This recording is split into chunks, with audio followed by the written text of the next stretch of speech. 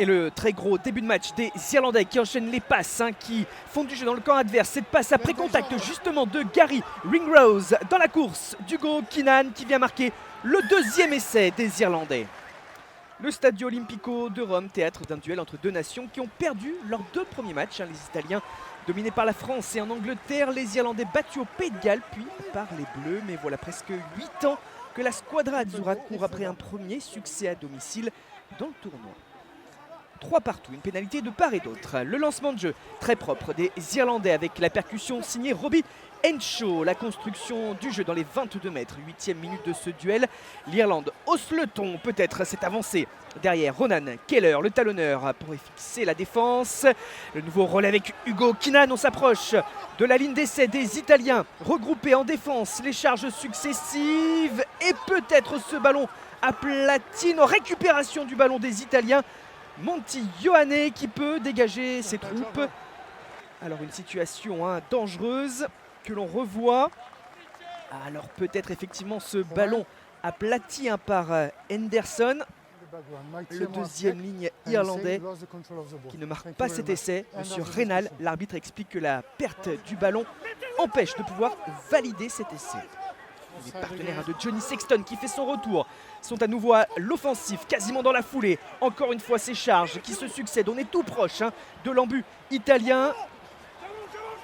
La Squadra Azzurra s'accroche.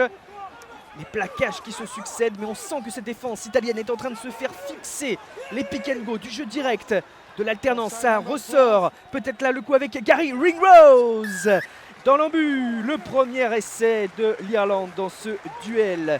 Premier essai aussi dans le tournoi cette année pour le joueur du Leinster, le leur de Johnny Sexton.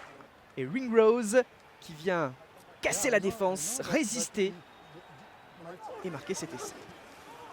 13-3 pour l'Irlande. Déjà la demi-heure de jeu, des situations, mais pas forcément le réalisme. Allez, pourquoi pas avec une charnière qui met du rythme sur le côté droit, de la vitesse. Jordan Larmour qui a mis de l'avancée sur les 22 mètres. On a vu la belle combinaison Gibson Park-Sexton. Le renversement de la vitesse aussi dans ces transmissions. Ce jeu après contact. Toujours Hugo Keenan qui s'échappe. Deuxième essai des Irlandais. Lui aussi sa première réalisation dans le tournoi cette année. Jacob Stockdale, on le rappelle, est blessé. Il enchaîne donc à l'arrière. Hugo Keenan, troisième titularisation en 3 matchs dans le tournoi. Lucas Perandio en défense pour l'Italie ne peut rien faire. Et ce décalage, ce jeu après contact, la conclusion. Au bout de l'action. Forcément on apprécie. Du côté du staff irlandais, encore 5 minutes dans cette première période. La belle prise dans les airs de Ian Henderson. On n'arrête plus l'Irlande qui est débloquée après ses 2 premiers essais. On voit encore cette avancée dans les duels. Quelle domination dans les points de contact pour le 15 du trèfle. Grosse activité, ces séquences comme il les aime. On enchaîne les temps de jeu, on fatigue la défense adverse. On se fait des passes avant, 3/4, tout le monde touche le ballon.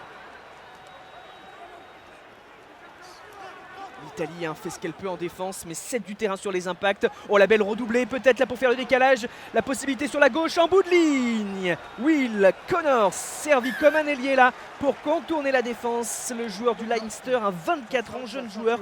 Première titularisation dans le tournoi cette année, qui s'en va marquer le 3e essai de l'Irlande.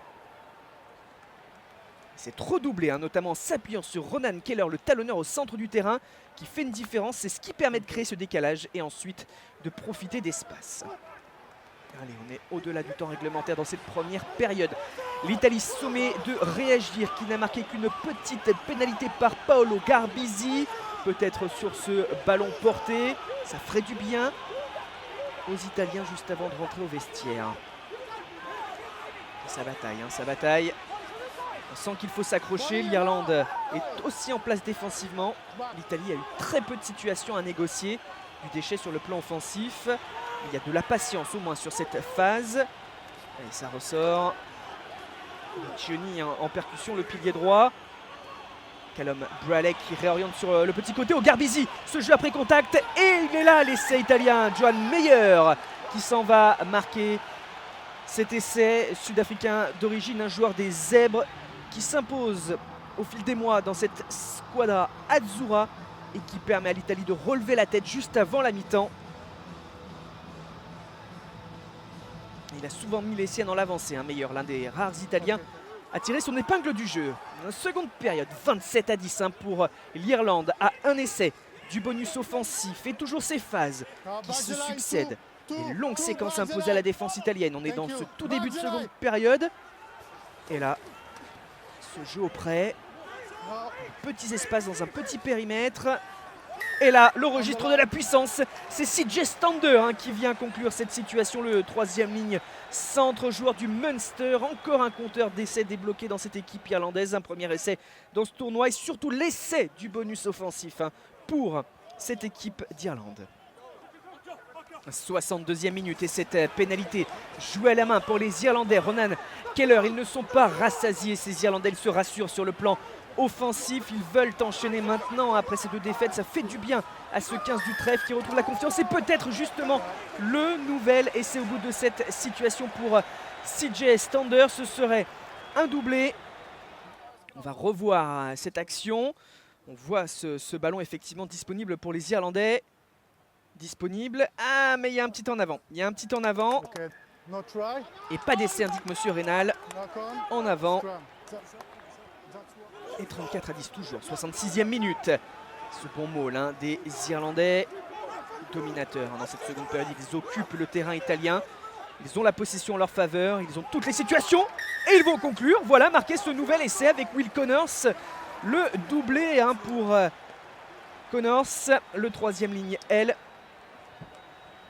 Il y avait également la possibilité avec Craig Casey derrière son paquet d'avant, mais c'est bien conclu par les gros. 41-10, 69e minute. Et toujours ces assauts. Robin Shaw qui s'engouffre. L'animation du jeu rapide. Ah là, on tente de faire les bordures, des espaces qui s'ouvrent. James Lowe, 69e. James Lowe qui vient peut-être marquer encore un nouvel essai pour l'Irlande. L'ailier là. Il y a peut-être encore justement une suspicion d'en avant sur cette transmission. Le ballon était bien sorti par Craig Casey. Encore une fois en avant. Encore une fois en avant. Pas de nouvelle réalisation. Alors les Irlandais sur le plan offensif, ils ont beaucoup de situations. Ils s'en sont vus refuser aussi plusieurs. Allez, le final de cette rencontre, on est au-delà du temps réglementaire, c'est pour l'honneur. Pénalité, voilà pourquoi pas jouer à la main par le 15 du trèfle qui va insister. 41-10, points de bonus sécurisé. Et là, ce ballon qui arrive tout au bout pour Keith Earls. Le joueur du Munster, lui aussi marque son premier essai dans le tournoi cette saison. C'est le 6e essai de l'Irlande dans ce match. Ce décalage qui fait la différence, la défense italienne qui n'arrive pas à coulisser à temps. Et on vient parachever tout ça. 100% au pied pour Johnny Sexton cet après-midi à Rome.